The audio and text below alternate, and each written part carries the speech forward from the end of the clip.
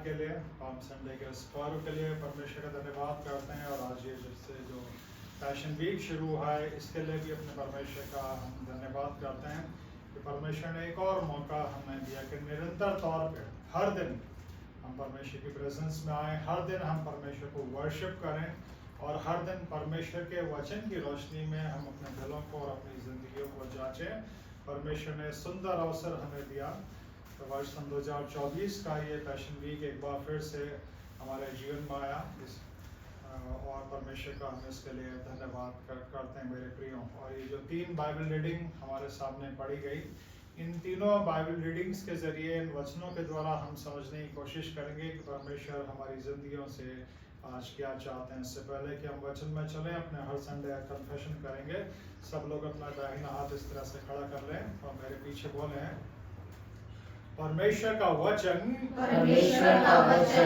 जीवित और प्रबल है। परमेश्वर का वचन तेज है, हर एक दोधारी तलवार से भी ज्यादा।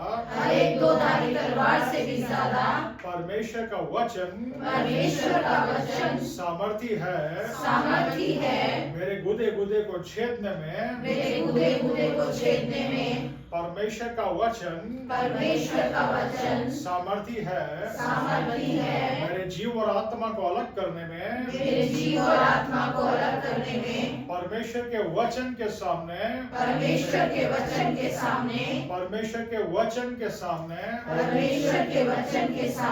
मेरे जीवन की हर परिस्थिति घुटने टेकेगी। आमीन। हालेलुया।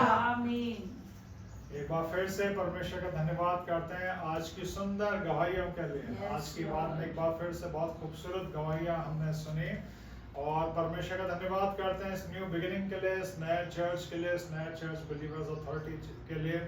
और ये खूबसूरत गवाहियां जो हम अपने चर्च में सुन रहे हैं, किस तरह से परमेश्वर अद्भुत काम करता है अपने लोगों के जीवन में, किस तरह से परमेश्वर एक brick by brick, stone by stone एक एक जन को मजबूत करता हुआ वचन में और आत्मा में उठा रहा है। इसके लिए हम परमेश्वर का धन्यवाद करते हैं।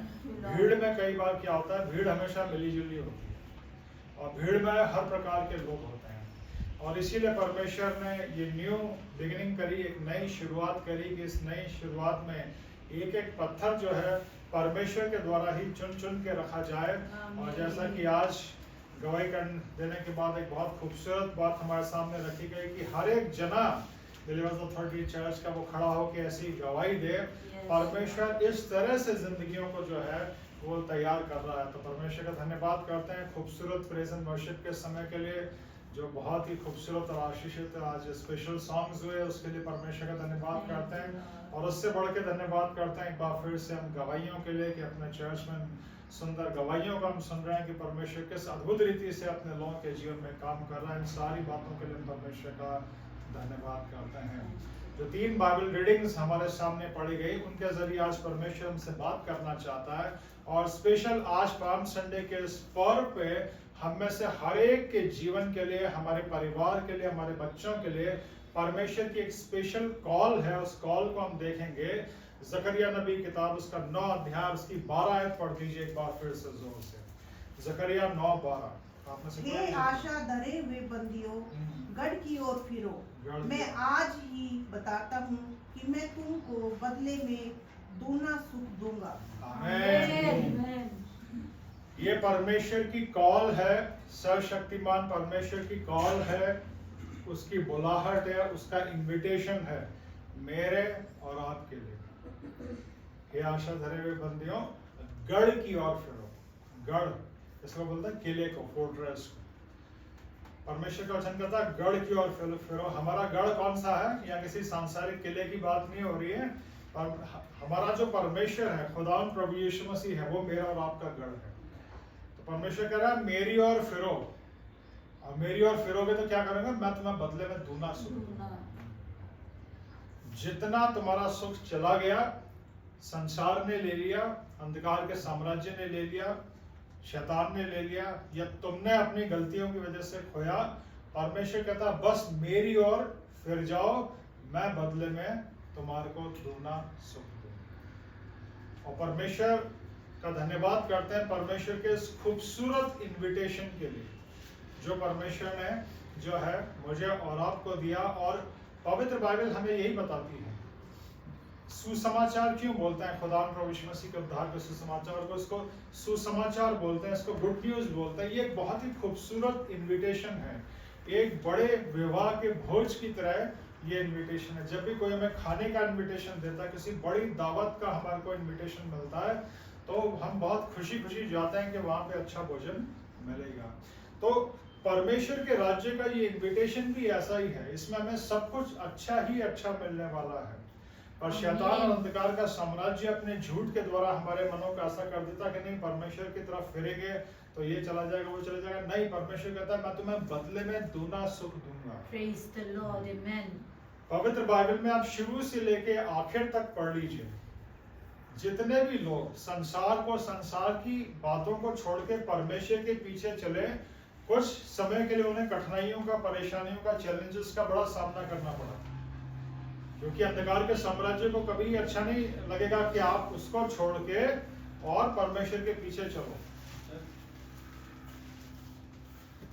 लेकिन हम परमेश्वर का धन्यवाद करते हैं कि परमेश्वर अपने लोगों को संभालता है और अद्भुत रीति से अपने लोगों की रक्षा करता है, और परमेश्वर अपने लोगों को आशीषित करता है। और पूरी पवित्र बाइबल इस बात की गवाही है कि परमेश्वर का हर एक जन, चाहे वो ओल्ड टेस्टमेंट में पाया जाए, न्यू टेस्टमेंट में पाया जाए, वो परमेश्वर के द्वारा आशीषित किया गया। मैं आज आपको यहाँ पे भी बता दूं कि संसार के अंदर दो विचारधाराएं चलती हैं। एक जिसको कहा जाता है प्रॉस्पेरिटी गॉस्पेल, कि आप प्रभु के पीछे चलोगे तो आपको खूब आशीषें ही आशीषें मिलेगी, कोई दुख तकलीफ नहीं आएगी और सब कुछ अच्छा ही अच्छा होगा। और एक ऐसी विचारधारा चलती है कि आप अगर प्रभु के पीछे चलोगे तो आपको सिर्फ दुख ही दुख मिलेगा, और हमारी जो अच्छी बातें हैं वो तो स्वर्ग के राज्य में मिलेंगी, और आपको इस संसार में तो सिर्फ दुख झेलने हैं, सिर्फ तकलीफें झेलनी है, सिर्फ यातनाएं झेलनी है। तो कई बार लोग सवाल पूछते हैं कि भाई साहब कौन सी चीज सही है, ये प्रॉस्पेरिटी गॉस्पेल सही है या ये दुख तकलीफों वाली चीज सही है? मैं हमेशा वचन से जवाब देता हूँ, मैंने कहा दोनों गलत है, दोनों गलत है। परमेश्वर का वचन बताता है कि परमेश्वर के हर वो व्यक्ति, क्योंकि हर एक वो व्यक्ति जो संसार में पैदा होता है और संसार में बढ़ने से लेकर जब तक वो परमेश्वर के पीछे नहीं आ जाता, संसार अंधकार का साम्राज्य उसके अंदर कुछ जड़ें जमा लेता है। इसलिए जब वो अपनी पुरानी जड़ों को छोड़ के परमेश्वर के पीछे चलने की कोशिश करता है तो कुछ समय के लिए, सिर्फ कुछ समय के लिए उसके ऊपर हमले होते हैं। इसको समझने का सबसे आसान तरीका है लोहा और चुंबक। चुंबक लोहे को अपनी तरफ खींचती है और उसकी एक रेंज होती है। लोहा अगर चुंबक की रेंज के बाहर निकल गया तो फिर चुंबक उसको खींच नहीं पाएगा। ऐसे ही अंधकार के साम्राज्य की एक रेंज होती है हमारे जीवन में, क्योंकि हम बचपन से लेके, होश संभालने से लेके जिस दिन तक हम परमेश्वर के पास नहीं आ जाते, वो अपनी रेंज हमारे अंदर बना लेता है। लेकिन वचन और प्रार्थना के द्वारा वो रेंज टूटने लगती है। कुछ समय जब हम उससे बाहर जाते हैं तो कुछ समय के लिए वो खींचने की कोशिश करता है, लेकिन वचन और प्रार्थना का जीवन हमें आत्मिकता में उठाता है और उस रेंज से बाहर करता है। कई बार क्या होता है, लोग रेंज से बाहर जाने से पहले ही हिम्मत हार जाते हैं और दुआ प्रार्थना करना छोड़ देते हैं। कह रहे मैं तो पहले ही ठीक था, जैसे दुआ प्रार्थना करनी शुरू करी शैतान ने हमला करने की कोशिश कर दी अंधकार। लेकिन वो रेंज की बात होती है। शुरू में कुछ समय के लिए वो रेंज खींचेगी आपको, लेकिन जैसे ही आप हिम्मत से प्रभु के पीछे चलते रहो, वचन प्रार्थना के जीवन के द्वारा चलते रहो, आप उस रेंज से बाहर हो जाओगे। और फिर इस इन्विटेशन में आप आ जाओगे, आशीषों भरे जीवन में आ जाओगे, जहाँ परमेश्वर कहता है मैं तुम्हें बदले में दूना सुख दूंगा। जितना तुमने दुख उठाया, जितनी तुमने तकलीफ उठाई है, मैं तुम्हारे को बदले में दूना सुख दूंगा। तो प्रभु के पीछे चलने से आपको अगर कुछ कठिनाइयां आती हैं, परेशानियां आती हैं, कुछ चैलेंजेस का आप सामना करते हो, तो आप घबराइए नहीं। ये प्रभु का वायदा है, मैं तुम्हें बदले में दूना सुख दूंगा। और इसको संसार का कोई व्यक्ति ठुकरा नहीं सकता। परमेश्वर का वचन है, ये परमेश्वर का वचन है जो उसने अपने लोगों से कहा कि मैं तुम्हें बदले में दूना सुख दूंगा। तो वो उसने कहा है कि मैं तुम्हें बदले में दूना सुख दूंगा तो दूंगा। तो कोई भी अगर वो व्यक्ति ये कहता है संसार का कि प्रभु के पीछे चलने से आपको सिर्फ दुख ही दुख मिलेगा, तो वो गलत है। पवित्र बाइबल की ये शिक्षा नहीं है। समस्याएं, तकलीफें, परेशानियां, चैलेंजेस आएंगे कुछ समय तक, लेकिन उनकी एक रेंज होगी।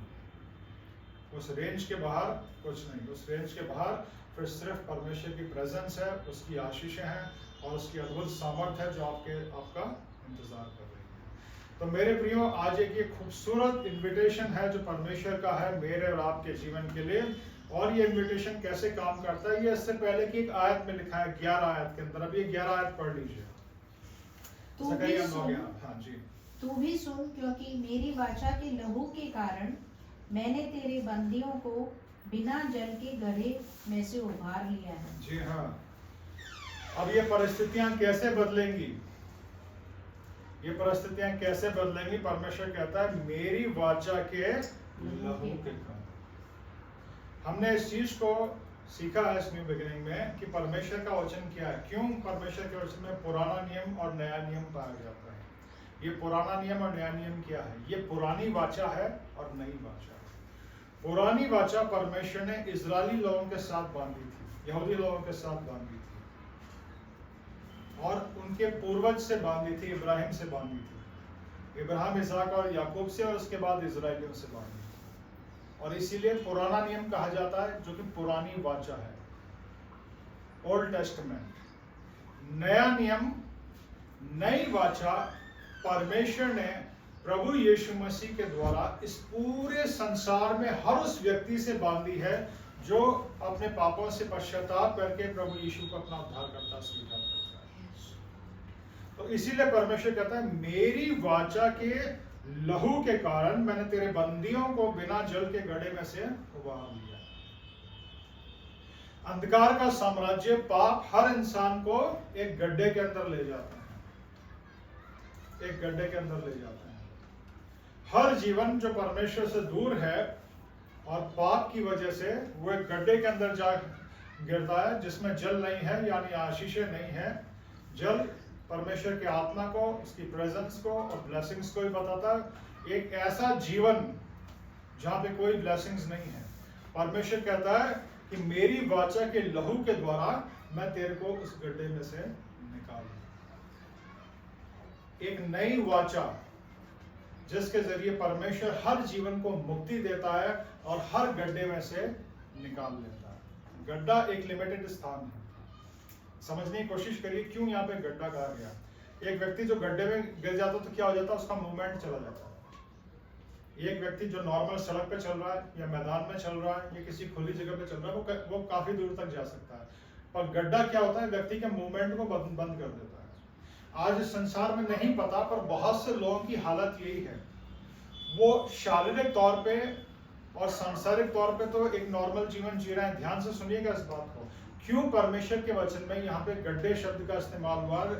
क्योंकि आज इस संसार के अंदर हर वो व्यक्ति जो परमेश्वर से दूर है वो एक गड्ढे में गिरा हुआ है और वो अपने मूवमेंट्स में लिमिटेड है, अपने मूवमेंट में लिमिटेड है। उसका जीवन ज्यादा आगे नहीं जा पा रहा है, आशीषों की तरफ नहीं जा पा रहा है, वो अपने बंधनों को छोड़ नहीं पा रहा है। इस संसार के अंदर वो लोग भी जो सांसारिक तौर पे सोचते हैं कि हमारे पास ऊंचे ओहदे हैं, पैसे हैं, पर पाप की वजह से वो एक गड्ढे में है, वो परमेश्वर की तरफ नहीं जा पा रहे, परमेश्वर की बातों को समझ नहीं पा रहे। आज हमने यहाँ पे सुंदर गवाहियां सुनी, इन गवाहियों के अंदर भी यही था। देखिए परमेश्वर के आत्मा के काम को देखिए कि आज के वचन के अनुसार ये अपने गवाहियां भी सुनी, है ना। और खुदावन प्रभु यीशु मसीह ने जो बात आज की गवाहियों में हमने सुनी कि शारीरिक आंखों से ज्यादा आत्मिक आंखें मायने रखती है, स्पिरिचुअल सेंसेस मायने रखते हैं, वही बात प्रभु यीशु मसीह ने भी कही थी। जब प्रभु यीशु मसीह ने एक आंख के अंधे को ठीक किया था तो यहूदी लोगों ने बड़ा विरोध किया था। तो खुदावन प्रभु यीशु मसीह ने कहा ये जो आत्मिक अंधापन है ये ज्यादा भयानक है। ये तो अंधा था, शारीरिक तौर पर अंधा था, पर ये जो तुम्हारा आत्मिक अंधापन है ये बहुत ज्यादा भयानक है। तो परमेश्वर से दूर हर एक व्यक्ति एक गड्ढे के अंदर गिरा हुआ है, उसका मूवमेंट लिमिटेड है, उसकी ग्रोथ नहीं है, वो आगे बढ़ नहीं सकता। और परमेश्वर कहता है मैं वाचा के लहू के द्वारा तुम्हारे को इस गड्ढे में से उबार लूंगा, जहां तुम्हारा जीवन आगे बढ़ने लगेगा, तुम्हारी ग्रोथ होने लगेगी, तुम आगे चलने लगोगे, एक नॉर्मल लाइफ जीने लगोगे, परमेश्वर के साथ चल के आशीषित होने लगोगे। अब ये कैसे उभरोगे? मेरी वाचा के लहू के द्वारा। अब इस बात पे समझना है जो हर संडे हम परमेश्वर के वचन से सीखते हैं। नया नियम यानी नई वाचा, और ये नई वाचा क्या है? पुराने नियम में भी हर जगह प्रभु यीशु मसीह के बलिदान की प्रोफेसी है, और ये भी एक भविष्यवाणी है परमेश्वर की प्रभु यीशु मसीह के बलिदान के द्वारा कि मेरी वाचा के लहू के कारण मैंने तेरे बंदियों को बिना जल के गड्ढे में से उबार दिया है। प्रभु यीशु का लहू आपको आपके जीवन के गड्ढे में से ऊपर उबारने का काम करेगा। Praise you, Lord. अगर Amen. आज जितने भी जन इस वचन को सुन रहे हैं, अगर आप में से किसी को भी अपने जीवन में ये लगता है कि मैं किसी भी प्रकार के गड्ढे में हूँ, भले वो आत्मिक गड्ढा हो सकता है, वो आपके फाइनेंस का गड्ढा हो सकता है, या आपके परिवार का कोई भी गड्ढा जहाँ पे आपको लग रहा है कि आपकी ग्रोथ नहीं हो रही है, आप आगे नहीं जा पा रहे हो, आप ब्लेसिंग्स में आगे नहीं जा पा रहे हो, पाप की वजह से परेशानियां जीवन में आती हैं। परमेश्वर का वचन सिखाता है पाप की वजह से ऐसे गड्ढे हमारे जीवन में आते हैं। पाप की वजह से आदम और हवा की सारी ब्लेसिंग्स चली गई थी और श्राप आ गए थे। पर परमेश्वर के वचन से हमने बारंबार सीखा है कि हमारे जीवन के सारे श्राप और हमारे पापों की सारी मजदूरी प्रभु यीशु मसीह ने ले ली अपने ऊपर, और इसीलिए वचन कहता है मेरी वाचा के लहू के द्वारा, यीशु मसीह के लहू के द्वारा परमेश्वर पिता मुझे और आपको हर गड्ढे में से ऊपर निकालता है। क्यों? क्योंकि प्रभु यीशु मसीह ने हमारा सब कुछ सारा बुरा ले लिया। वो सब कुछ जो मेरा और आपका बुरा था, वो सब कुछ जो मेरा और आपका भयानक था, अंधकार से भरा हुआ था, हमारा श्राप, हमारी लानतें, वो सब यीशु मसीह ने अपने ऊपर ले। ये न्यू टेस्टामेंट है, ये नई वाचा है, और इस नई वाचा में इस संसार के हर एक व्यक्ति के लिए इनविटेशन है। इस संसार का हर एक व्यक्ति, चाहे वो किसी भी देश का हो, किसी भी धर्म का हो, किसी भी जाति का हो, किसी भी भाषा का हो, परमेश्वर उसको बुलाता है। और परमेश्वर का इनविटेशन है कि मेरी वाचा के लहू के द्वारा मैं तुझे तेरे जीवन के गड्ढे में से निकाल दूंगा और मैं तुझे बदले में दूना सुख दूंगा। भले तूने गड्ढे में 1 साल बिताया हो, 5 साल बिताया हो, 10 साल बिताया, अपनी पूरी जिंदगी बिता दी हो, पर जीवन के अंत से पहले भी अगर यीशु के लहू के द्वारा कोई परमेश्वर के पास आता, परमेश्वर कहता है मैं तुझे बदले में दूना सुख दूंगा। परमेश्वर का वचन है तो परमेश्वर अपने वचन और वायदों में सत्य है। आकाश और पृथ्वी टल जाएगी, परमेश्वर का कोई वचन कभी नहीं टलेगा, है ना? तो इसीलिए अगर आपको कोई भी ये कहे कि नहीं परमेश्वर के पीछे चलोगे तो सिर्फ दुख और तकलीफें ही आएंगी, वो व्यक्ति गलत है। यीशु मसीह का लहू आपको आपके जीवन के सारे गड्ढों में से निकाल देगा। 25 वर्ष की बाज़बानी खिदमत में चर्चेस के अंदर भी बहुत से लोग मुझे ऐसे मिले जिनकी जीवन की परिस्थितियां ऐसी हैं कि वो गड्ढों में गिरे हुए हैं, क्योंकि वो इस बात को नहीं समझ पाए कि यीशु मसीह का लहू हमारे लिए क्या काम करता है। वो इस बात को नहीं समझ पाए, और इस बात के लिए प्रार्थना करिए कि प्रभु यीशु मसीह का ये जो बलिदान है इसका प्रकाशन आपके दिल में आए, आपके मन में आए, आपकी आत्मा में आए, कि आपके जीवन के सारे छुटकारे का काम आज से 2000 साल पहले ही पूरा हो चुका है। आपको सिर्फ उसको एक्सेप्ट करना है, और उसको एक्सेप्ट करके यीशु मसीह के बलिदान के द्वारा अपने जीवन के गड्ढे में से बाहर निकलना है। यीशु मसीह के लहू को जहां पे आप एक्सेप्ट करते हो, यीशु मसीह के बलिदान को जहां पे आप एक्सेप्ट करते हो, जहां पे ये एक्सेप्ट करते हो कि मेरा सब कुछ बुरा यीशु मसीह ने ले लिया और अपना सब कुछ अच्छा उसने मुझे ले दिया, आप गड्ढे में से बाहर आ जाते हो। पर आपको ये एक्सेप्ट करना होगा कि मेरा सब कुछ बुरा यीशु मसीह ने ले लिया है, और यीशु मसीह ने अपना सब कुछ बुरा अच्छा मुझे दे दिया है।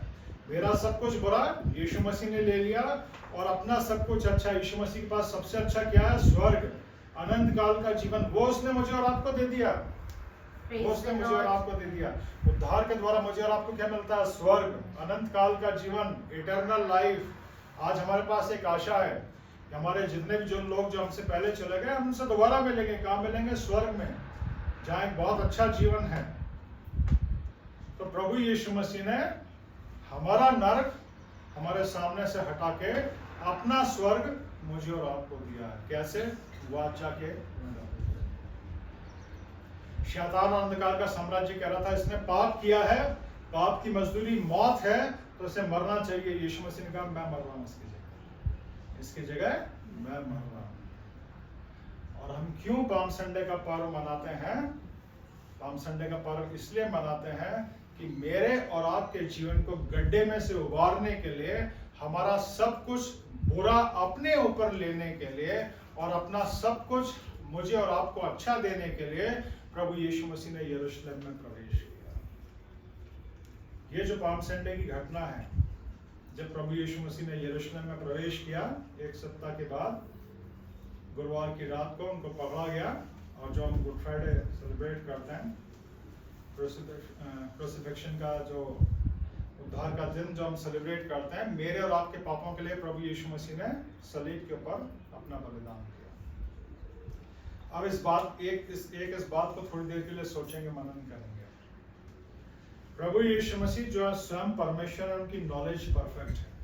उनको पता था, शुरू से उनको पता था, वो अपने चेलों को भी बताते थे कि मनुष्य का पुत्र पकड़वाया जाएगा, वो अपना बलिदान देगा सलीब पे। उनको पता था कि मैं यरूशलेम में जाऊंगा तो मेरे साथ क्या होगा, मुझे पकड़ा जाएगा, मुझे बेइज्जत किया जाएगा और ताड़ना दी जाएगी, भयानक तरीके से कोड़े मारे जाएंगे, सताव होगा, क्रूस की मृत्यु सहनी पड़ेगी। एक व्यक्ति जिसको पता चल जाए कि अगर मैं फलानी जगह जाऊंगा तो मुझे सताव सहना पड़ेगा, या मुझे मारा जाएगा, या मेरी मृत्यु हो जाएगी, तो क्या वो उस जगह जाएगा? कभी नहीं जाएगा संसार में। अगर आपको ये बता दिया जाए, है ना, परमेश्वर की तरफ से संसार को फलाने शहर में आपकी डेथ होगी, आप कभी नहीं जाओगे उस शहर में, चाहे कोई भी आपको काम हो, आप उस शहर में कभी नहीं जाओगे। अगर आपको ये पता चल जाए कि मेरी डेथ उस शहर में होगी, आप कभी नहीं जाओगे। लेकिन प्रभु यीशु मसीह गए, और कैसे गए? जबरदस्ती से नहीं, अपनी खुद की इच्छा से प्रभु यीशु मसीह गए। क्यों? क्योंकि मेरे और आपके जीवन को उन्हें गड्ढे से उबारना था। हमारा सब कुछ खुद अपनी खुशी से उन्होंने अपने ऊपर ले लिया, और अपना सब कुछ जो उनका आशीषित है, अच्छा है, वो मुझे और आपको देने के लिए उन्होंने यरूशलेम में प्रवेश किया। और इसीलिए जो दूसरा वचन हमारे सामने पढ़ा गया फिलिपियों की पत्री उसके 2 अध्याय का, वो बताता है कि खुदा प्रभु यीशु मसीह ने कैसे अपने आप को नम्र और दीन कर दिया, यहाँ तक कि क्रूस की मृत्यु भी सही। ये जो वाचा का लहू जिसने बड़ी सामर्थ्य काम किया, ये जो वाचा का लहू जो आज हर इंसान को, हर जिंदगी को गड्ढे में से उबारता है, इसके लिए परमेश्वर ने बहुत बड़ी कीमत चुकाई, इसके लिए यीशु मसीह ने बहुत बड़ी कीमत चुकाई। वो जो स्वयं परमेश्वर है, स्वर्ग में अपने सिंहासन पर बैठा रहता था, सराब और करूब उसको वर्शिप करते थे, उसने अपना सिंहासन छोड़ा, मनुष्य बना, और वो यहाँ तक नम्र और दीन हो गया कि क्रूस की मृत्यु भी उसने सही। तो प्रभु यीशु मसीह यरूशलेम को क्यों गया? क्योंकि उनको पता था परमेश्वर की योजना मेरे जीवन के लिए यही है।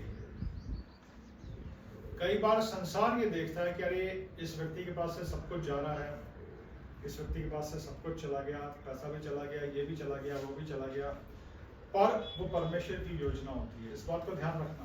बहुत सी बार संसार देखता है कि आप डाउन जा रहे हो, आप नीचे की तरफ जा रहे हो, पर वास्तव में आप परमेश्वर की परफेक्ट योजना में जा रहे हो। और आपको विश्वास रखना है उस समय, जब संसारिक तौर पे आपको लगे कि आप डाउन जा रहे हो, नीचे जा रहे हो।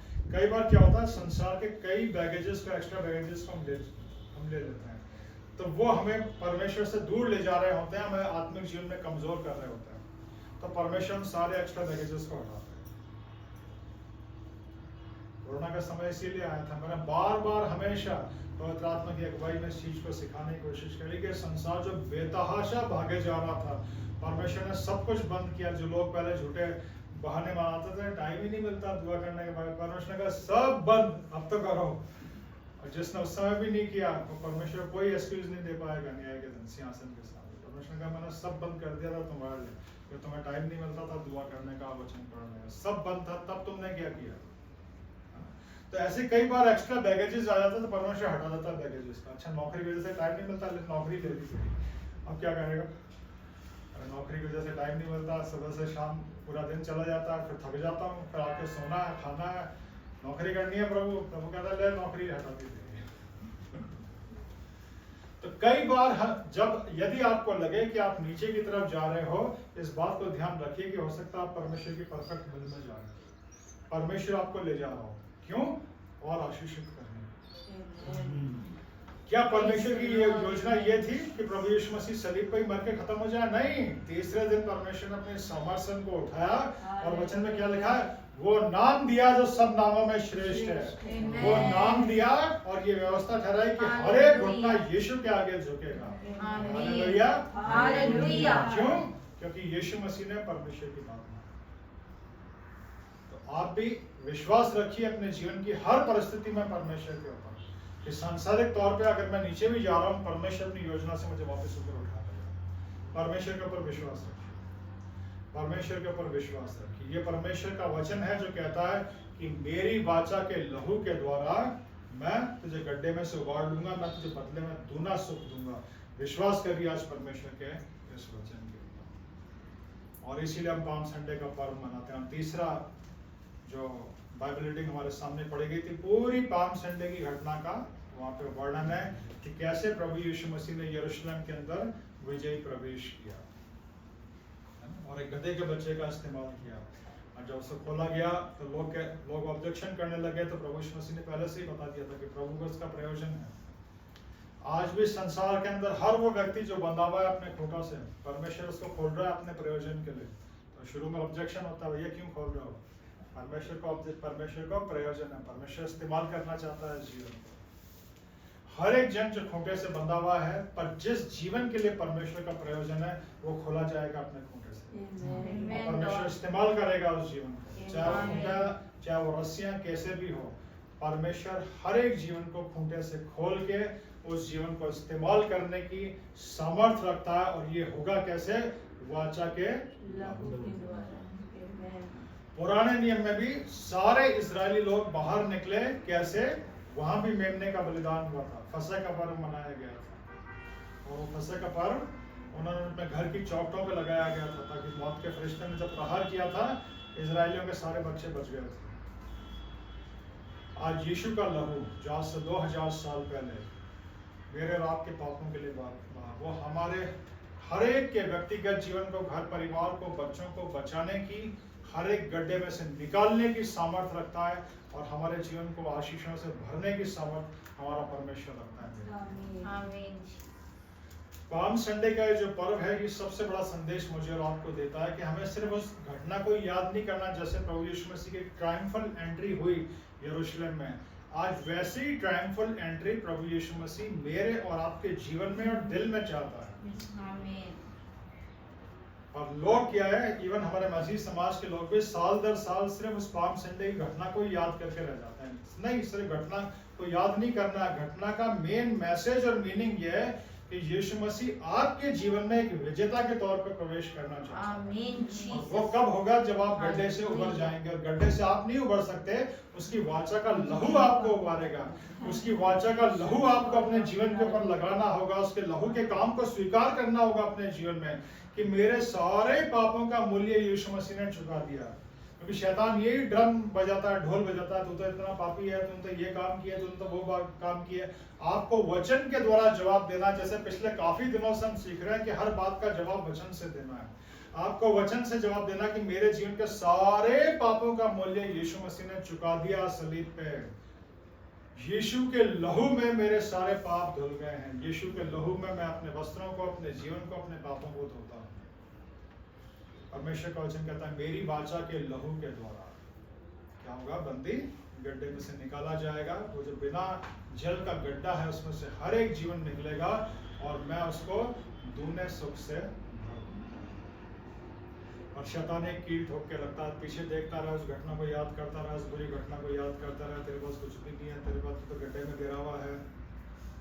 आप ध्यान से सुनिए, देखिए परमेश्वर के आत्मा का।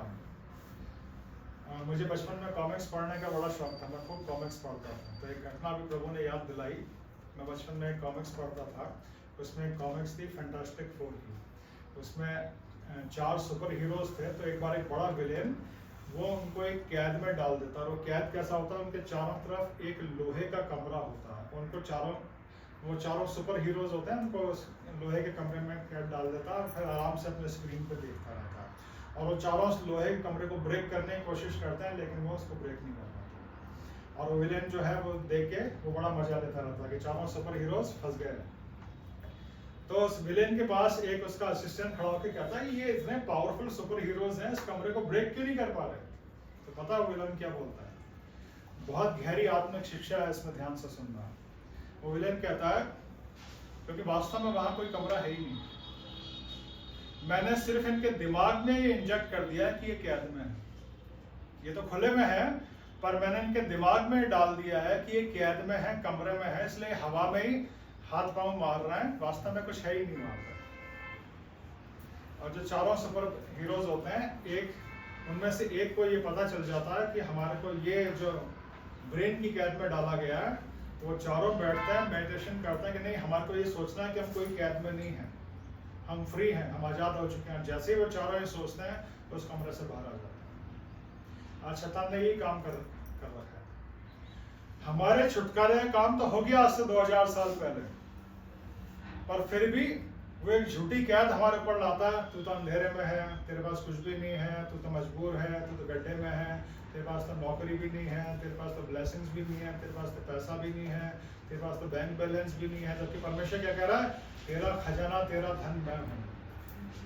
पूरी सृष्टि का सबसे बड़ा धन खजाना होते हुए भी हम बैठ के रोते रहते हैं खड्डे में। क्यों? क्योंकि उसने एक चीज इंजेक्ट कर दिया मेरे दिमाग में कि तू बैठ के रोता रहे बस खड्डे में। तो बाहर आ गया तो तू आशीषों में चलने लगेगा। लेकिन आज पाम संडे पे परमेश्वर इस वचन के द्वारा बात करना चाहता है कि मैं चाहता हूं तू इस खड्डे में से बाहर आ जा। इस खड्डे में मरने की जरूरत नहीं है, क्योंकि वास्तव में कोई खड्डा है ही नहीं। सिर्फ एक झूठ बोला गया है कि तू उस खड्डे में रहेगा, तू कमी घटी में रहेगा। लेकिन ये परमेश्वर का सामर्थी वचन है आज आपके जीवन के लिए, प्रॉफिटिक मैसेज है आपकी लाइफ के लिए, आपके घर के लिए, आपके बच्चों के लिए, कि मैं तुझे उस खड्डे में से उबार के बदले में दूना सुख दूंगा। आमीन, कैसे मिलेगा? हालेलुया। वाचा के लहू पे। यीशु मसीह के बलिदान को आपको व्यक्तिगत तौर पर स्वीकार करना पड़ेगा, और हर रोज ये स्वीकार करना पड़ेगा कि मेरे पापों का मूल्य यीशु मसीह ने चुका दिया। वो सब कुछ जो मेरा बुरा था वो गया, यीशु मसीह ने ले लिया, और वो सब कुछ जो यीशु मसीह का है अच्छा, वो मेरे पास है। आइए अपने सरों को दुआ में झुकाएं, अपनी आंखों को बंद करें।